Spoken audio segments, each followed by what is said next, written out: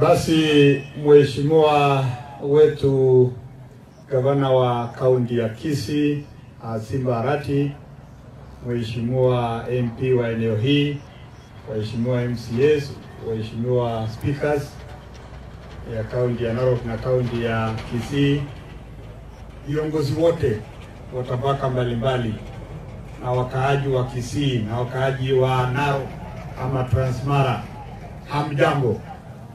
Bwana Yesu asifiwe.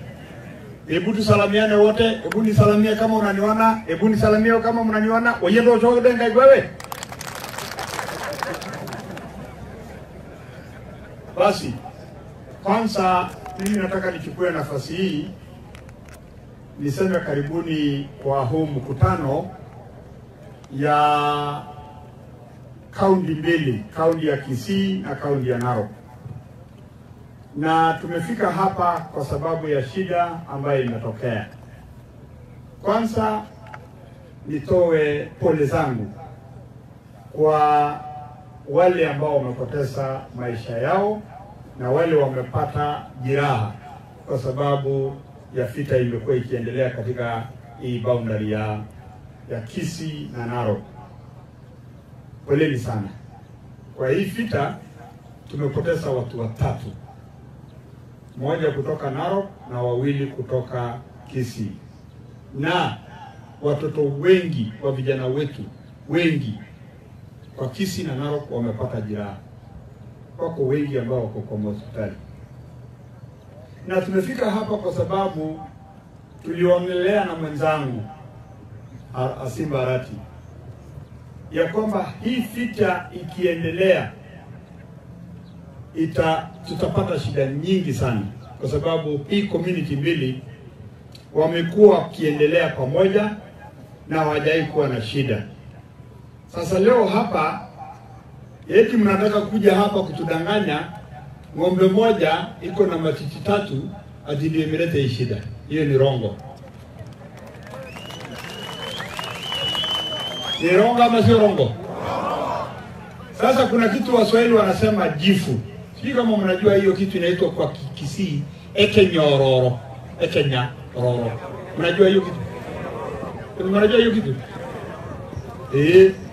Mnajua hiyo? Lama sai ko yoro jalo ma oldo ji oldo dai. Ni yoro jalo dai. Dawa ya hiyo ekenyororo na oldo dai ni ukitaka ipone inafanya nini? Inafinywa itoke nini? Itoke nini? Hiyo usaa. Hiyo usaa mnaitaje kwa Kisii? Ona masai kijo jinya wote ne bugano chikimedo. Engimedo na mene jana. Sasa ukija kudanganya kwa Waswahili ati kuna ng'ombe imeibiwa ikapita hapa. Wasa wamesema hapa karibu miaka 20 iliyopita hatujaisikia vita imetokea hapa. Ni kweli ama sio kweli? Sasa hii ng'ombe moja na wametuambia wako na sheria ambayo wanafuatilia ikiwa ng'ombe imeibiwa. Na hiyo sheria, kwa sababu sijasikia mtu akifafanua, ni kwamba ilikuwa ng'ombe, na hiyo ndio sheria tumetumia tangu hiyo miaka 20 iliyopita. Ng'ombe ikipotea kwa pande ya Kisii, chief ya eneo hiyo ambayo ng'ombe imetoka, wanaamuka, wewe mwenyewe ukiwa ng'ombe yako imeibiwa unaenda kumwambia chief. Chief anatafuta wale wasee wa amani, wale tunaita border committee 15. Na hata walikuwa wamesema namba 15. Wafuate nyayo mpaka pale imepotelea. Kama imepotelea pale Narok, hiyo chief, kwa sababu hao wanajuana hata kwa majina, huyo chief ndiye anakuja pale, anachukua hiyo mguu, na wale committee members ya peace wanatoka wanaenda na hiyo mguu, au wengine wanarudi kwao, alafu wale wa Masai wanafuata mpaka wapate ng'ombe. Nasikia hiyo ng'ombe ilipotea tarehe 1. Tarehe 3 ng'ombe ilipatikana huko ndani ya Masai na ikarudishwa. Lakini nilikuwa nimesikia kuna vijana walisanyika pande hii wakasema ya kwamba tumepea nyinyi sijui how many hours.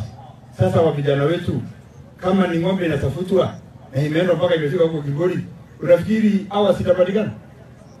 Sasa nyinyi msitutese na mtusipima akili na radhi. Mtuambie shida yenu iko ni wapi? Nyinyi wa Kisii na nyinyi wa Masai. Na baada mjasema. Bado mnasema tu hivi amani, amani kitu gani? Kama hakuna mbona tusitafute kiini ya hii ubuzi yote ni nini? Alafu hii shamba za hizi mashamba siku hapa simechomwa na ni ya wa Kisii na ni ya wa Masai. Vijana wengi wamepigwa mchale wako kwa hospitali. Hebu mniambie, kuna vijana wanakaa hapa, watu wasema wako hapa. Nani anataka kushika hii microphone atuambie shida hiyo hapa? Wewe, kuja hapo mzee. Unajua si barati, mimi nilikuwa DC na nilikuwa DO. Na kama watu hawezi ongea, hakuna pale tunafanya na hakuna kitu tunafanya hapa. Alafu enda alishasema oye wao. Enda loi. Oye, ngini ngalo. Migi ira dandala. Enjo bolinyi. Opi alu aliga yini sele sele. Amen kide. Eh, ndio.